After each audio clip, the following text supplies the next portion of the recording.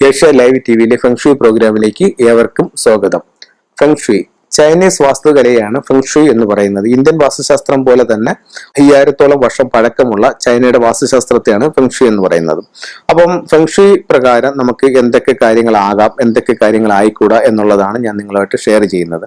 ഇപ്പൊ നമുക്ക് നമ്മുടെ കിച്ചന്റെ മുകളിൽ ഒരു ടോയ്ലറ്റ് വരുന്നത് യാതൊരു കാരണവശാലും നല്ലതല്ല, അത് ഏത് ദിക്കിലാണെങ്കിൽ പോലും.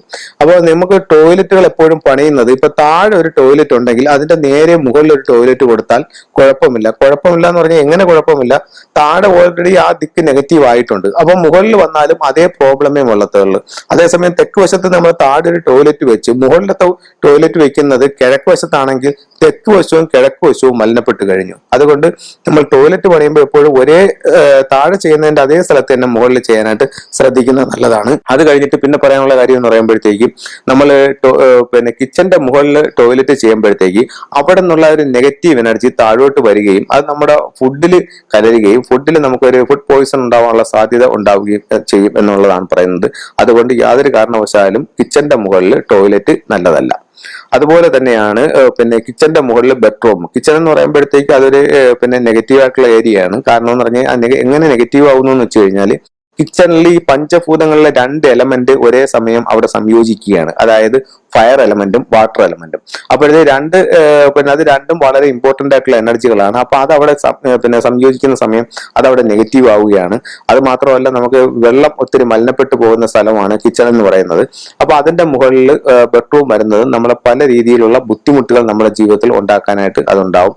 അതുകൊണ്ട് ഫെങ്ഷുയി പ്രകാരം കിച്ചന്റെ മുകളിലെ ബെഡ്റൂം യാതൊരു കാരണവശാലും പാടില്ല. അതുപോലെ തന്നെയാണ് പൂജാമുറിയുടെ ഭിത്തിയും ടോയ്ലറ്റിന്റെ ഭിത്തിയും ഒരേ ഭിത്തിയാകുന്നത് യാതൊരു കാരണവശാലും നല്ലതല്ല. അതേ കണക്ക് തന്നെ പറയുന്ന മറ്റൊരു വിഷയമാണ് കിച്ചന്റെ ഭിത്തിയും പൂജാമുറിയുടെ ഭിത്തിയും ഒന്നാകുന്നതും നല്ലതല്ല. ഇത്തരത്തിലുള്ളത് മറ്റേ ദോഷമായിട്ടുള്ള ഫലങ്ങൾ നമുക്ക് സൃഷ്ടിക്കും.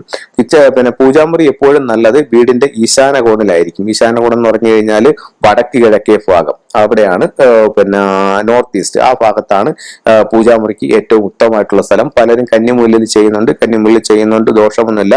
ചിലര് പറയുന്നുണ്ട് കന്നിമൂലയിൽ എപ്പോഴും പൂജാമുറിയാണ് നല്ലത്, അവിടെ ഒരു ബെഡ്റൂം പാടില്ല, അവിടെ ഒരു റൂം ഉണ്ടെങ്കിൽ അത് ഒഴിച്ചിടണം എന്നൊക്കെ പറയുന്നുണ്ട്. അതൊക്കെ വളരെ തെറ്റായിട്ടുള്ള ഒരു ഇതാണ്. നമുക്ക് ഒരു വീട്ടിൽ ബെഡ്റൂമിന് ഏറ്റവും പറ്റിയ സ്ഥാനം എന്ന് പറയുന്നത് വീടിന്റെ തെക്ക് പടിഞ്ഞാറുള്ള കന്നിമൂലയിലുള്ള ബെഡ്റൂം ആണ്. അതാണ് മാസ്റ്റർ ബെഡ്റൂം.